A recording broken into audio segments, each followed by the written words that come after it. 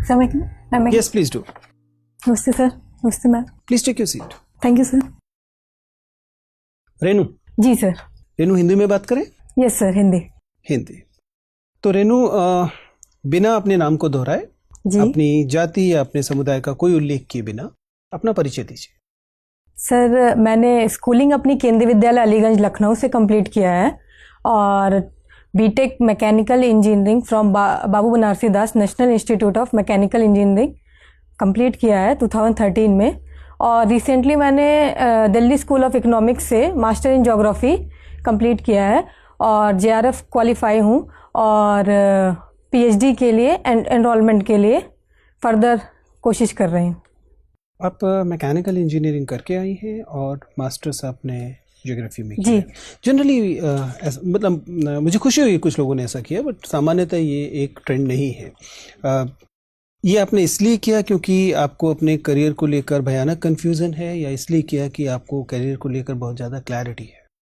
Sir, मैं इसे clarity ही कहूँगी क्योंकि अगर क्लैरिटी, मैं मानता क्लैरिटी, अगर आप इस समय ये इंटरव्यू देने न आई होती जी, अगर आपका एकेडमिक, आपको ये टर्न अपने व्यक्तित्व का पहचाना होता आपने और आप उस दिशा में जा रही होती तो खुशी होती, लेकिन आप इस परीक्षा को भी दे रही है जो बताता है कि ये क्लैरिटी नहीं है।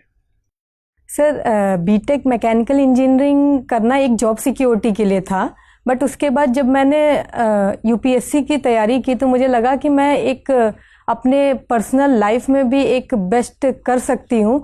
ओवरऑल मैं जो लोगों के लिए जो ग्राउंड लेवल पे हूँ वो काम कर सकती हूँ डिफरेंट सेक्टर में। इसलिए आप सिविल की तरफ जी गई। सर। फिर आप मास्टर्स ज्योग्राफी की तरफ क्यों गई? सर क्योंकि आपने जेआरएफ क्यों दिया? आप पीएचडी क्यों करने जा रही है? सर क्योंकि ऑप्शनल मेरा ज्योग्राफी था तो मैं 3 साल लगभग प्रिपरेशन में दे चुकी थी। मुझे लगा कि मुझे अब एकेडमिक्स में थोड़ी कोशिश करनी चाहिए और मैंने फिर एंट्रेंस दिया तो मेरा एडमिशन हो गया दिल्ली स्कूल ऑफ इकोनॉमिक्स में, तो मैंने उसको फर्दर प्रोसीड किया। मुझे ये बताइए कि आपने तो थोड़ा बहुत इंजीनियरिंग की है, तो वहाँ पर भी आपको सर्वेइंग करनी पड़ी होगी। जी सर, बिल्कुल। आपने मास्टर्स किया है, उस दौरान भी आपको सर्वेइंग करनी पड़ी होगी। क्या डिफरेंस होता है जब हम कार्टोग्राफी के लिए चेनिंग, रेंजिंग या सर्वेइंग करते हैं ज्योग्राफी में, और जब हम इंजीनियरिंग के लिए सर्वेइंग करते हैं? सर बेसिकली जो मैकेनिकल इंजीनियरिंग और ज्योग्राफी में डिफरेंस था ये कि मैकेनिकल इंजीनियरिंग मशीनिंग पे हमें ज़्यादा ध्यान देना था, जहाँ हमारा physical as well as mental दोनों ही काफ़ी स्ट्रॉन्ग एक पर्सपेक्टिव निकाल के लाना था। वहीं यहाँ कार्टोग्राफी में हम कंप्यूटर डिज़ाइनिंग और कंप्यूटर रिलेटेड डेटा कलेक्शन और जो डेजर्टेशन में बात करें तो लोगों से रिसर्च के थ्रू हम काफ़ी इंटरेक्ट करते हैं, तो ये दो डिफरेंट था। वहाँ मशीन में था और यहाँ पे हमारा लोगों के बीच में इंटरेक्शन था। आपने विषय रखे हैं भूगोल और डिफेंस। जी सर। Defence study. मुझे बताइए, what is the concept of total war? संपूर्ण युद्ध क्या है? सर, वॉर को दो भागों में डिवाइड किया गया है। One is limited war, another is total war. किसने दिया कॉन्सेप्ट?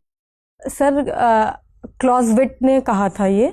क्लॉजविट ने के according limited war and total war. Limited war तब होती है जब हम केवल सर्टेन रिसोर्सेज यूज करते हैं, जिसमें केवल आर्मी हो, नेवी हो और हमारे रिसोर्सेज जो हों वो यूज होते थे। लेकिन टोटल वॉर में हम कहते हैं कि एक पिन जो रिसोर्स हो वो भी यूज़ कर दे, जिसमें हमारा साइकोलॉजिकल हो, ह्यूमन हो, मिनरल्स हो, ओवरऑल रिसोर्सेज जो हैं हम यूज़ करते हैं total war. As a women, जब आप युद्ध के बारे में पढ़ रही हो तो मुझे ये बताइए कि is it true, they are feminist writers who have written all around the world, कि युद्ध हमेशा स्त्री विरोधी होता है?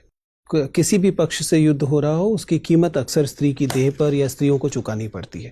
Do you agree as women that no matter what the purpose is, but war will always be anti-women?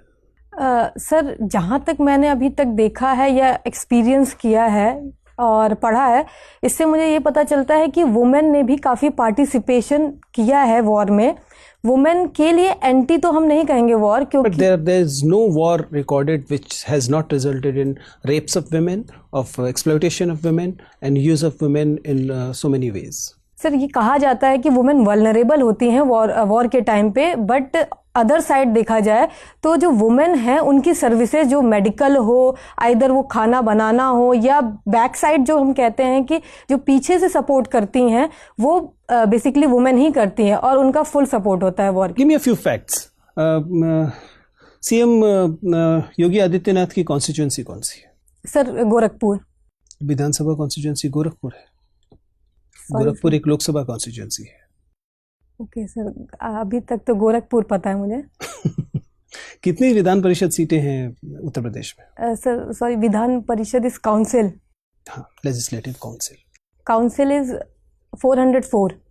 Okay, और विधानसभा? Sorry, legislative assembly is 404 और council is not sure sir. Not sure. मुझे बताइए कि राज्यसभा में कितने सदस्य उत्तर प्रदेश से आते हैं? 31 सर। और उत्तर प्रदेश की विमेन हेल्पलाइन का नंबर क्या है? 1091। और सीएम हेल्पलाइन का नंबर क्या है? नॉट, नो सॉरी सर, नहीं पता। चाइल्ड हेल्पलाइन का नंबर क्या है? नहीं पता। उत्तर प्रदेश में एम्बुलेंस का नंबर क्या है? 112। उत्तर प्रदेश में फायर का नंबर क्या है? Fire brigade? 101। Thank you sir. Mechanical engineering किया है आपने? जी सर। ये MPFI इंजन क्या होता है भाई? Sorry sir? MPFI engine. MPFI engine, ऐसा कुछ पढ़ा था? यस सर, ये एक इंजेक्शन, पेट्रोल या डीजल के इंजेक्शन का मेथड है। क्लियर नहीं अभी मुझे। क्लियर नहीं। हाँ लैटिट्यूड को डिफाइन कीजिए। सर। लैटिट्यूड सर ये एक इमेजिनरी और आर्टिफिशियल हम लाइन कह सकते हैं जो कि ग्लोब पे बना हुआ है, और ये हमारा हॉरिजेंटल को रिप्रेजेंट करता है। आपने पोस्ट ग्रेजुएशन किया है, जी सर। रिसर्च स्कॉलर हैं, JRF हैं, थोड़ा और टेक्निकल वे में बताइए। Sir it is a imaginary line which is drawn on the globe और अर्थ। कुछ एंगल से इसका रिलेशन है कहीं पे? ये एंगुलर कुछ ऐसा रिलेशन है? हाँ सर लैटिट्यूड जो हमारा इक्वेटर पे है वहाँ पे मैक्सिमम होता है, जब धीरे धीरे नीचे जाते हैं। चलिए, अच्छा प्राइमरी और सेकेंडरी वेव के बारे में बताइए। Primary and secondary wave.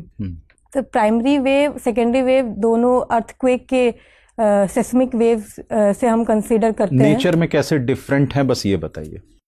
Sir primary wave में दो मेन वेव हैं, जिसमें एक हमारा रिले वेव है, दूसरा लव वेव है। सेकेंडरी में हमारा जो है अनुप्रस्थ तरंगे और अनुदैर्ध्य तरंगे होती हैं, सुना आपने?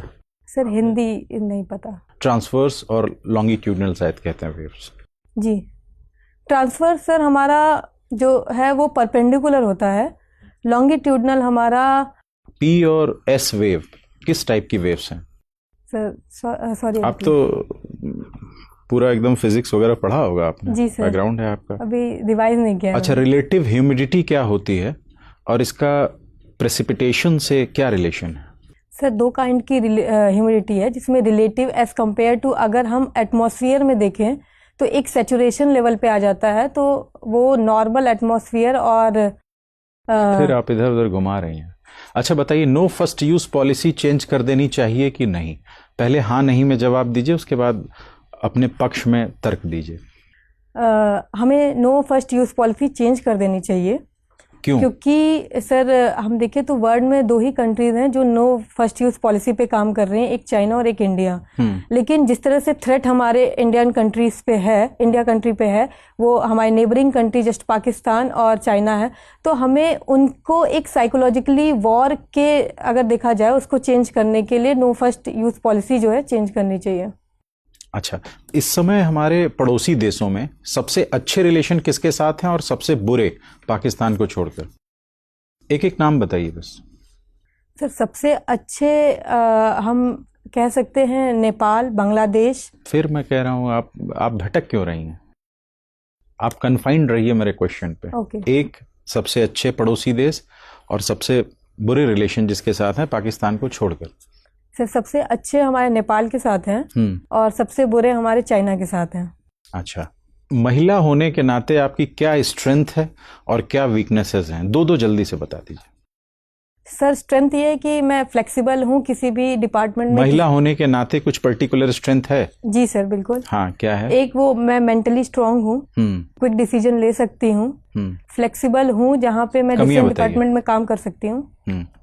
और वीकनेस मेरे ये हैं कि सर काम करते वक्त कभी कभी खाने पे ध्यान कम चला जाता है। Thank you madam. रेनू, जी मैम। उत्तर प्रदेश की 5 हाईएस्ट पॉपुलेशन वाली डिस्ट्रिक्ट बताइए।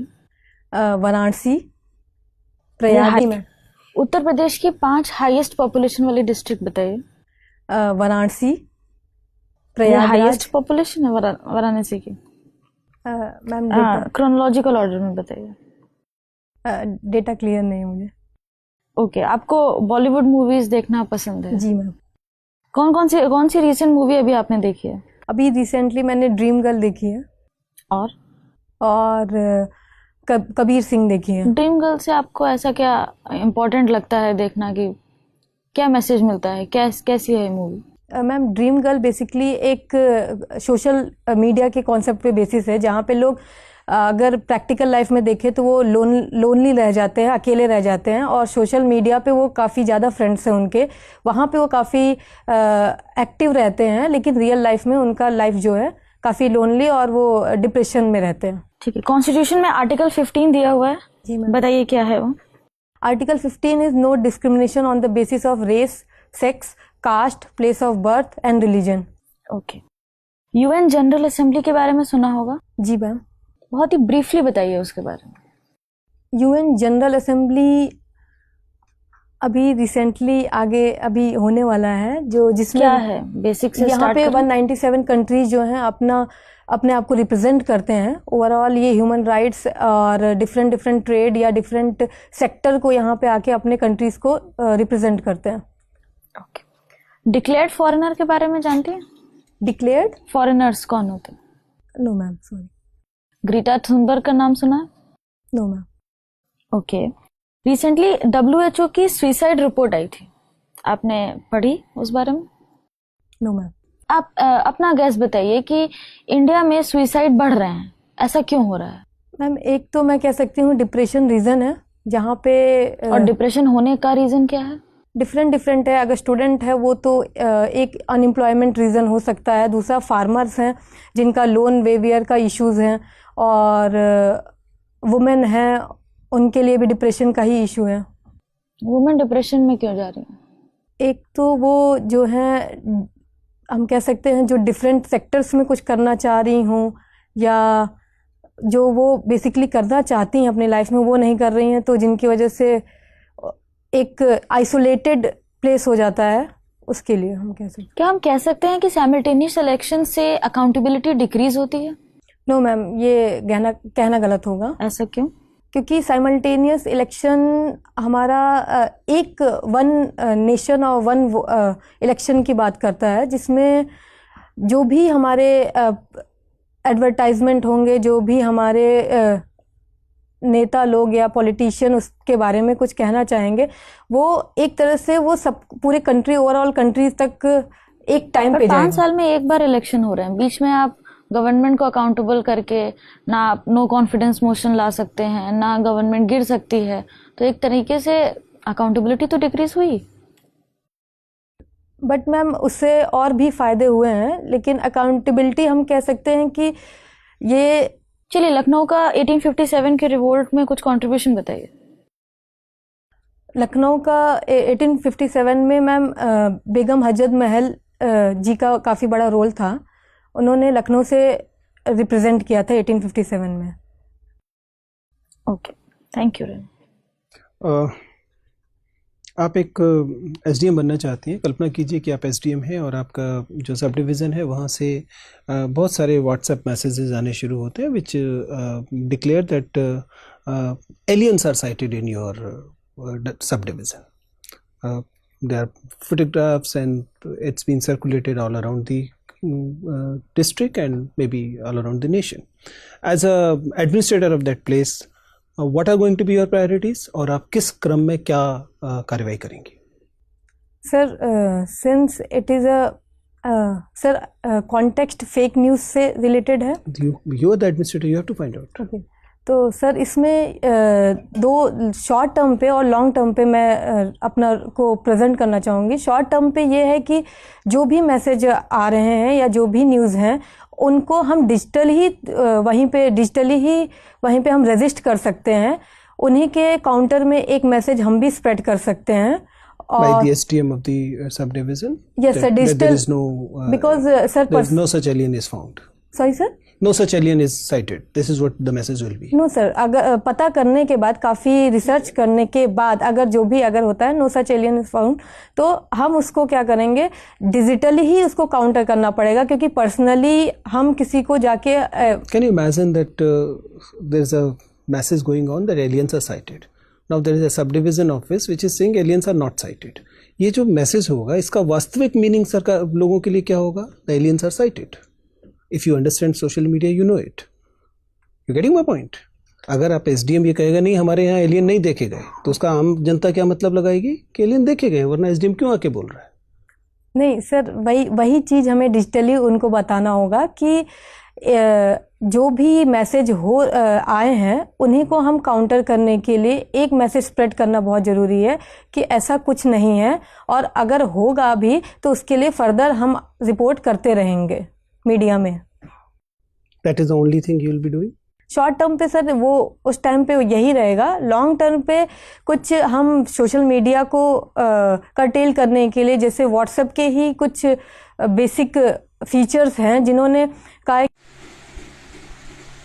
IPS ऑफिसर पेज पे UPSC topper interview, BPSC topper interview,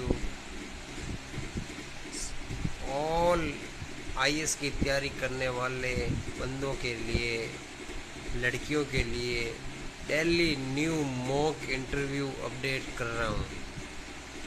आप जाइए, पेज को फॉलो करिए, सब्सक्राइब करिए, वीडियो को शेयर करिए. डेली न्यू IAS के मॉक इंटरव्यू इस पेज पे आते रहेंगे. आप डेली नए वीडियो देखते रहे और पेज को फॉलो करें, लाइक करें.